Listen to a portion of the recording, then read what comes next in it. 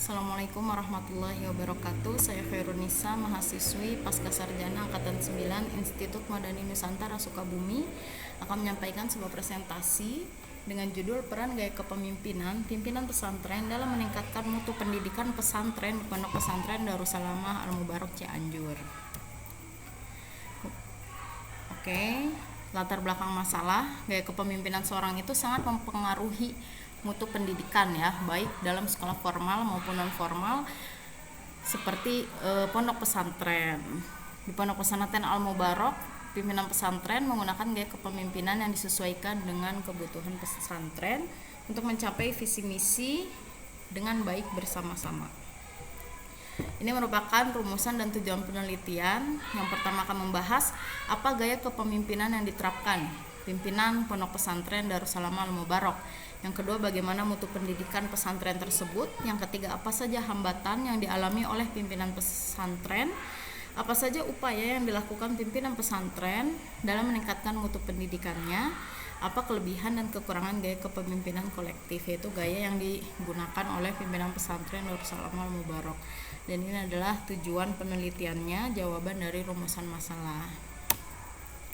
Ini landasan teori yang menjelaskan apa itu arti kepemimpinan, yaitu serangkaian kegiatan yang isinya adalah membimbing, mengarahkan, dan menunjukkan orang lain supaya berubah pikiran sesuai yang diinginkan pemimpin tersebut dengan tujuan dapat tercapainya tujuan yang telah disepakati bersama. Gaya kepemimpinan yang di pimpinan pesantren ini sebenarnya banyak sekali macamnya. Cuma di sini saya memasukkan dua gaya, yaitu kepemimpinan individual dan kolektif.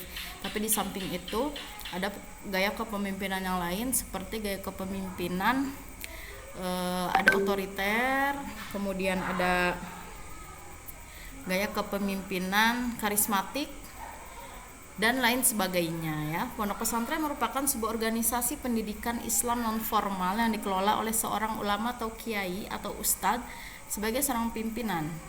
Ustadz sebagai staf mengajar dan peserta didiknya disebut dengan santri. Sedangkan mutu pendidikan adalah derajat keunggulan dalam pengelolaan pendidikan secara efektif dan efisien untuk melahirkan keunggulan akademis dan ekstrakurikuler pada peserta didik. Adapun pendidikan pesantren itu sendiri merupakan lembaga pendidikan Islam untuk mendalami dan menyebarkan ilmu-ilmu keislaman dan menekankan pada moral keagamaan sebagai pedoman hidup sehari-hari.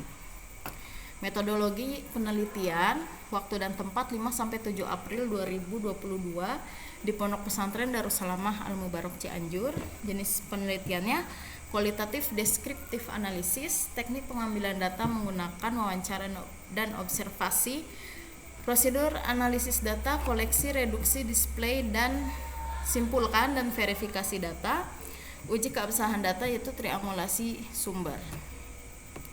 Hasil penelitiannya, yang pertama, gaya kepemimpinan yang digunakan yaitu kolektif. Artinya proses kepemimpinan kolaborasi dengan seluruh elemen yang ada di pesantren untuk turut ambil bagian dalam membangun sebuah kesepakatan yang mengakomodasi tujuan semua. Nah, ini gaya kepemimpinan yang digunakan. Selain itu juga ada gaya karismatik yang digunakan. 4 peran kepemimpinan pimpinan pesantren dalam meningkatkan mutu pendidikan. Yang pertama, pimpinan sebagai edukator, yang kedua pimpinan sebagai manajer, yang ketiga pimpinan sebagai administrator, dan yang terakhir pimpinan sebagai supervisor. Mutu pendidikan di Pondok Pesantren Darussalamah Al-Mubarak. Yang pertama ada bagian input. Apa saja mutunya? Yaitu pembuatan visi misi, perekrutan SDM, kemudian pengadaan sarana prasarana, yang ketiga perekrutan santri dan santriwati baru, kemudian dalam proses ada penempatan tenaga pendidik atau kependidikan yang sesuai dengan kriteria, penerapan kurikulum terbaru, dan pemberian metode pengetahuan yang lebih efektif. Sedangkan outputnya yaitu prestasi belajar santri, pencapaian santri dalam kegiatan ekstra, dan kompetensi lulusan. Hambatan yang dialami dalam meningkatkan mutu pendidikan yaitu sarana prasarana yang terbatas dalam tahap pengembangan, yang kedua SDM yang terbatas.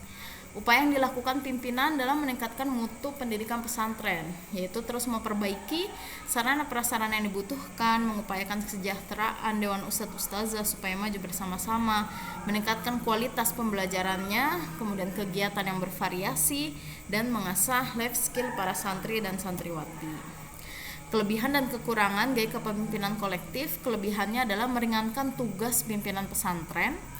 Adanya pembagian divisi yang bertujuan memudahkan mencapai visi misi pesantren, membangun kerjasama yang lebih baik di antara guru, ustadz ustazah, staf, dan yang lainnya, membangun rasa tanggung jawab pada masing-masing pengurus pondok pesantren atau tugas yang diembannya. Adapun kekurangannya, adanya jarak antara pimpinan pesantren dengan santri dalam berbagai hal, karena para santri lebih sering berkomunikasi dengan pembimbing atau pembina pondok pesantren. Segala hal yang harus dibahas di dalam rapat pleno terlebih dahulu untuk pelaksanaan tugas divisi agar lebih efisien dan baik. Kesimpulannya, gaya kepemimpinan yang dipakai oleh pimpinan PPDSA adalah gaya kepemimpinan kolektif. Mutu pendidikannya meliputi input, proses, dan output.